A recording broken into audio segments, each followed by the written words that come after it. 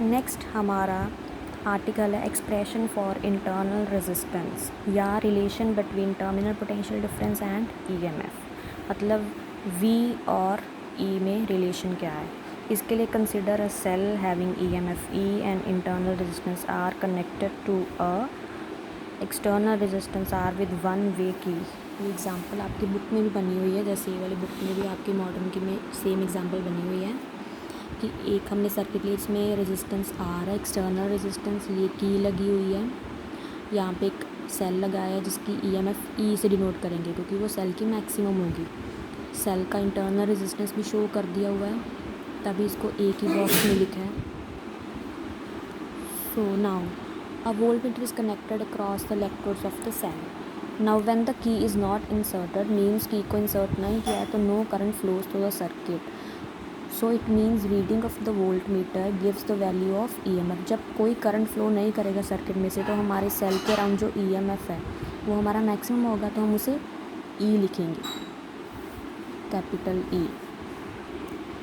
So when the key is inserted, current I starts flowing in the circuit. जब हमने की को insert कर दिया तो करंट फ्लो होने लग जाएगा। तब internal resistance R small r वो भी मतलब फंक्शन में आ जाएगा and external resistance R connected in series. अब देखो जब करंट फ्लो करेगा तब क्या होगा, total resistance in the circuit क्या हो जाएगा, स्मॉल r प्लस r, क्योंकि अब इस सेल का इंटरनल रेजिस्टेंस भी फंक्शन में आ गया और हमारे पास एक्सटर्नल रेजिस्टेंस भी था, टोटल रेजिस्टेंस ये हो जाएगा। तब total resistance r plus r बन जाएगा। अब देखो हमने निकालना है maximum current flows through the circuit. Maximum current flow कितना करेगा, इसका एक्सप्रेशन है, करंट क्या होता है, पोटेंशियल बाय रेजिस्टेंस। पोटेंशियल कौन सा लिखेंगे, ई क्यों, क्योंकि मैक्सिमम करंट देखना है तो मैक्सिमम करंट तभी आएगा जब ई सेल का जो पोटेंशियल है वो मैक्सिमम होगा। मैक्सिमम कब होता है, E is the maximum potential difference. So E by small r plus r, हमारे पास ये इक्वेशन बन गई। अब when current flows through the circuit E becomes terminal potential difference। जब करंट फ्लो करने लग जाएगा सर्किट में से तो अब हमारा जो E है कैपिटल वो क्या बन जाएगा, टर्मिनल पोटेंशियल डिफरेंस, मतलब वो V में कन्वर्ट हो जाएगा, ठीक है। और we know that capital V is less than E because E हमारा मैक्सिमम पोटेंशियल है सेल के अराउंड जब करंट नहीं फ्लो कर रहा है। जब भी करना स्टार्ट करेगा तभी भी 1 सेकेंड के लिए तो मैक्सिमम ही रहेगा, जब भी थोड़े टाइम बाद फ्लो करेगा करंट तो हमारा पोटेंशियल ड्रॉप हो जाएगा, वो E नहीं रहेगा, मैक्सिमम नहीं रहेगा, क्या बन जाएगा V। एंड क्लियर ही है कि V is less than E। So now potential drop होगा ना क्रॉस इंटरनल रेजिस्टेंस, कितना ड्रॉप होगा। अब देखो हमने पता है V is less than E, तो हम लिख सकते हैं V is equals to E minus I R. यहाँ से पता चल रहा है कि E में से कुछ माइनस करेंगे तभी V आएगा, मतलब E V से बड़ा है। E अगर 10 है, 10 में से कुछ कम करेंगे तभी V आएगा, V हमेशा फिर 10 से कम ही होगा एग्जाम्पल के लिए।